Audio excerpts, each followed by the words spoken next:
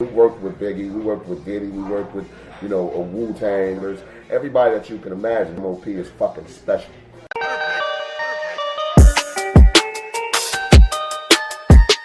What up guys, it's your boy Ali, and welcome to Hip Hop Forever.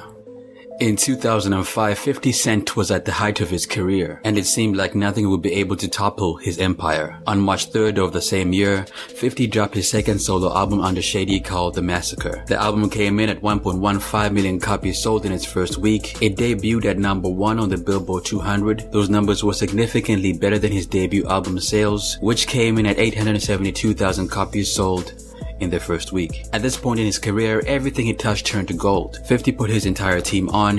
He was able to amass a lot of success due to his businesses and music doing well. And even though he lost one of his most significant members, that being the Game, he was able to push forward and drop more hits. Now 50's beef with the Game did take a toll on him. After beefing with the Game, 50 felt like maybe he should keep all his hits to himself, because if you think about it, he was responsible for a lot of the Game's first huge hits. First 3 records he put out, I'm on them.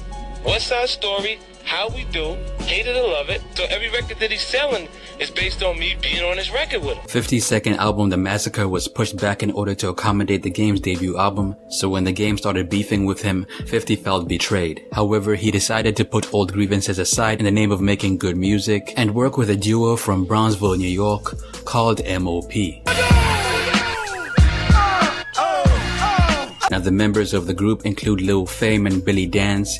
M.O.P is known for bringing that hard-hitting gangster sound to hip-hop. The most popular songs are Anti-Up and Cold as Ice. Off their Warriors album released in 2000, this is the album that put the spotlight on them on a bigger scale, and since then they've been able to drop a lot of music that resonates with their core fan base. There was a time when M.O.P's place in G-Unit looked solidified. With the influence of 50, M.O.P were mere moments away from raising hell in the rap world. However, in an unfortunate turn of events, their time in G-Unit came to an abrupt end, and this left the fans wondering what happened to M.O.P during their time on G-Unit.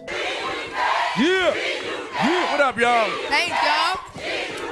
Now, according to Billy Dance, 50 had a lot of stuff going on. 50 was working with a lot of artists, he was involved with so many businesses, he was also shooting movies, and because of his busy schedule, 50 couldn't give the group the attention that they desired. Now, if you think about it, Billy Dance does have a point. When the whole of G-Unit was on the cover of XXL in 2006, it looked like 50 was ready to take over the hip-hop world indefinitely. M.O.P appeared on the cover along with the rest of G-Unit, and at this point, G-Unit records looked greater than ever. However, over time, it became apparent that either 50 couldn't manage all of these artists' careers, as well as take care of his own, or the artists that he chose to usher G-Unit into a new era were not pulling their own weight. At the end of the day, G-Unit Records was a business. The artist with the most popularity usually garners most of the attention from the label, and other less big acts sometimes fall to the sidelines. When M.O.P joined G-Unit, they were joining a group that already had a pecking order. After the Game left, Banks, Buck, and Yayo became the label's core talent because they were more relevant and they were still able to sell records. Now at this point, M.O.P still had to prove themselves, whereas the other members of G-Unit had already done that, so it's only natural that 50 would focus on the artists that are actually selling as opposed to the ones that carry a lot of risk. Now Billy Dance did an interview with Vlad TV where he said the following: "In my opinion, when you're doing as much work as 50 Cent was doing at the time, it's hard.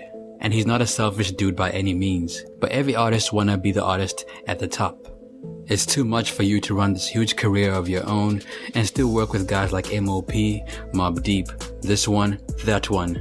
We already been in the game. We made our imprint. In my opinion, it was kind of hard for him to handle all of these groups at one time."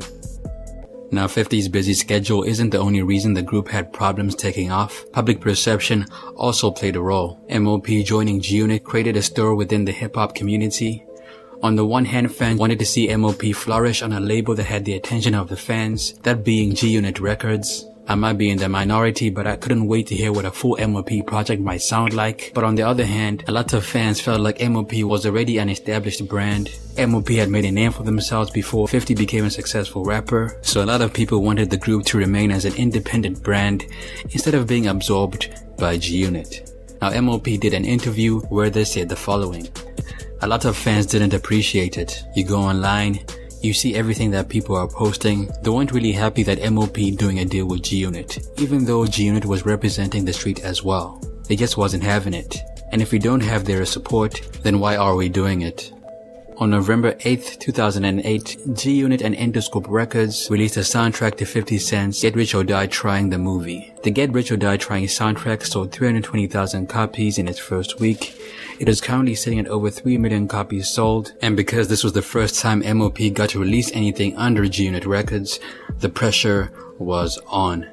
M.O.P appeared on a track called When Death Becomes You. The track features an infectious hook from 50 Cent, and this is one of the few times that the world would get to witness the release of a G-Unit and M.O.P song. There's nowhere to run to when death becomes you. Some see your soul may burn in the flame. In my opinion, the union between M.O.P and 50 was a smart one on paper.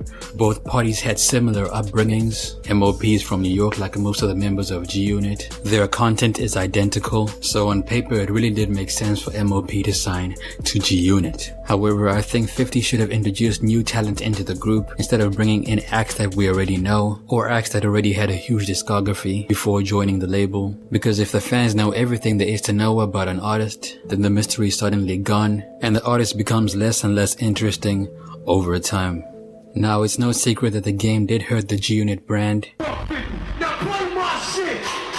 Man, listen, 50 seconds! When the game joined the group and released a documentary, he, apart from 50, became the biggest selling member of the group. When the documentary dropped on January 18th, 2005, it debuted at number 1 on the Billboard 200. The album sold 586,000 copies in its first week, and by November 2005, the album sold 4.4 million copies in the US. When G-Unit lost the game, it lost its second most lucrative member of the group. Now, when the beef between 50 and the game began, it was all over the news.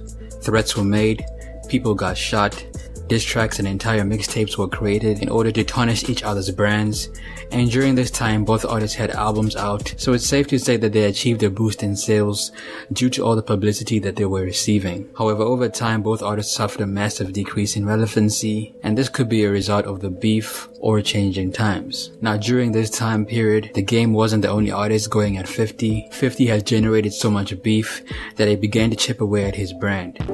I really don't like that guy. So in essence, the game beef plus 50's other beefs meant that M.O.P's time on G-Unit would have been short with or without an album. M.O.P was on G-Unit for 3 years. On February 2008, M.O.P announced their departure from G-Unit Records. Apparently they left the group due to creative differences, but it's clear that there's more to the story than meets the eye. Now, Billy Dan spoke about his reasons for leaving G-Unit in an interview. When he joined G-Unit, he felt like M.O.P was joining a label that had accumulated a lot of success over the years, and they thought that they could use this success to build a fan base for themselves. According to Billy Dan, the label didn't have enough money to promote them well, and that hindered their ability to put out music on G-Unit Records. Think about it. Again, that was another label we got to after a few months. It seemed like it started to decline. In 2007, 50 Cent did an interview with an online publication where he said the following: "Until they're actually ready, I won't release their record. I ain't gonna bet on a horse with 3 legs, no matter how much I like the horse." Now, what does this all mean? Now, before joining G-Unit, M.O.P's last album was Warriors, which came out on August 29th, 2000. Since then, they dropped a lot of singles and did a lot of features, but it goes without saying that whenever an artist doesn't put out an album in a long time, there's usually something wrong behind the scenes. Now, when 50 signed M.O.P later on, he did so with the belief that he could revive their careers and give them more exposure, because at the time, G-Unit was the hottest thing around. 50 invested a lot of time and money in the group, and he felt like his investment would eventually pay off. However, in the long run, it did not, and this is because 1, the material that M.O.P recorded under G-Unit was not up to standard, or 2, M.O.P simply wasn't producing enough music. According to Prodigy of Mobb Deep, M.O.P were in the studio for months without producing much music. And as far as M.O.P, I got y'all up in my house studio for several months, and I don't see any work being done. Mobb Deep did over 40 songs within a few weeks. Now, Tony Yayo appeared in an interview with DJ Vlad in 2009. He got to open up about M.O.P's time in G-Unit, and it seemed like he was bothered by something M.O.P said in an interview. M.O.P openly called G-Unit as a label broke. Apparently, G-Unit Records didn't have the budget to ignite M.O.P's career, and that's the reason that they left the group. However, Yayo denied these allegations during his Vlad TV interview. M.O.P said G-Unit was going broke. That's the reason why they left G-Unit and Rockefeller. Now it appears as though M.O.P and G-Unit are on good terms. We knew he was in our corner. It's about the people that's cutting checks to him. Yeah. M.O.P has expressed interest in working with G-Unit again. The departure from G-Unit Records hasn't stopped them from making good music. They dropped a couple of projects in the years to follow, and from the looks of things, that trend will continue in the years to come. M.O.P still gets a lot of money touring overseas. They have a fan base in Germany that supports their music heavy, and at the end of the day, it's always great to see artists doing what they love to do, even after they've reached their prime. M.O.P still gets about 1 million plays on Spotify every month, and because of their hits Anti-Up and Cold as Ice, they will be doing just fine for a long time. That's it for me, man. It's your boy Ali. What happened to M.O.P in your opinion? Let me know in the comment section below. And if you haven't done so already, hit the subscribe button.